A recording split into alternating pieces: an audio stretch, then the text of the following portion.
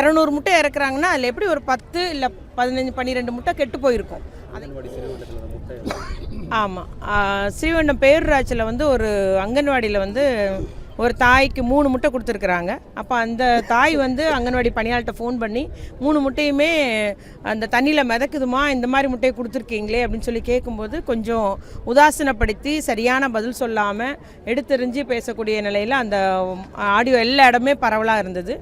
நம்மளுடைய துறையை பொறுத்த வரைக்கும் அந்த முட்டையை தண்ணியில் போட்டு தான் சத்துணவில் அவிக்கணுன்ற உத்தரவு போட்டிருக்கோம். சத்துணவு பொறுத்த வரைக்கும் அங்கன்வாடியிலேயும் வந்து ஒரு வாரத்தில் 3 முட்டை கொடுக்குறோம். யாராவது ஒரு பிள்ளை எனக்கு வர முடியல சிக்காக இருக்குன்னா தாய் வந்து என் பிள்ளைக்குரிய 3 முட்டையை கொடுங்கன்னு வாங்கிட்டு போவாங்க. அவங்களுக்கு நம்ம கொடுத்துருவோம் உடனே அந்த முட்டையை. அந்த முட்டையுமே அவங்க சரியில்லைன்னா மாற்றிக்கிடலாம்.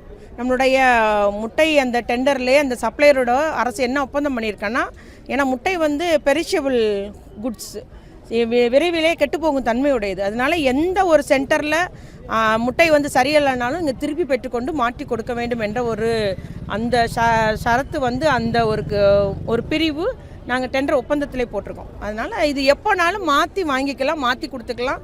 எல்லா பணியாளருக்கும் எல்லா சத்துணவு பிள்ளைக்கும் இது சொல்லியிருக்கோம். முட்டை தண்ணியில் போடுங்கம்மா, சரியில்லைன்னா எடுத்து வச்சுருங்க, மறுபடியும் சப்ளையர் வரும்போது கொடுத்து வேறு முட்டை வாங்கிக்கணும் அப்படின்ற மாதிரி தான் சொல்லி கொடுத்துருக்கோம். அது எல்லோரும் முறைப்படி செய்கிறாங்க. எதனால் இந்த பணியாளர் எடுத்தெறிஞ்சு பேசினார்ன்றது தெரியல.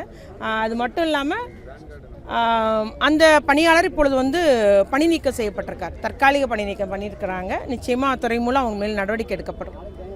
அரசுக்கு கெட்ட பேர் வரும் விதமாக அவங்க பேசுகிறாங்கன்றது என்னுடைய கருத்து. எப்போனாலும் நடவடிக்கை எடுப்போம். இந்த மாதிரி நடந்தால் நடவடிக்கை எடுத்துகிட்டு தான் இருக்கிறோம்.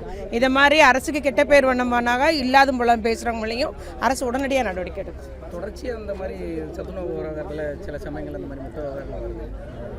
முட்டை வந்து முட்டை கெட்டுப்போகும் தன்மையுடையது தான். நிச்சயமாக இப்போ ஒரு 200 முட்டை இறக்குறாங்கன்னா அதில் எப்படி ஒரு 10 இல்லை 15 12 முட்டை கெட்டு போயிருக்கும். அதை எடுத்து வச்சுருங்க, சப்ளைட்டை கொடுத்து மாற்றிக்கோங்கன்றது தான் நம்முடையது. அதனால் அதை எடுத்து தண்ணியில் போட்டு தான் அவிக்கணுன்றது அவங்களுக்கு எல்லாத்துக்கும் நம்ம அறிவுரை கொடுத்துருக்குறோம். அவிக்கும்னால தண்ணியில் போட்டு அவிங்கன்றது.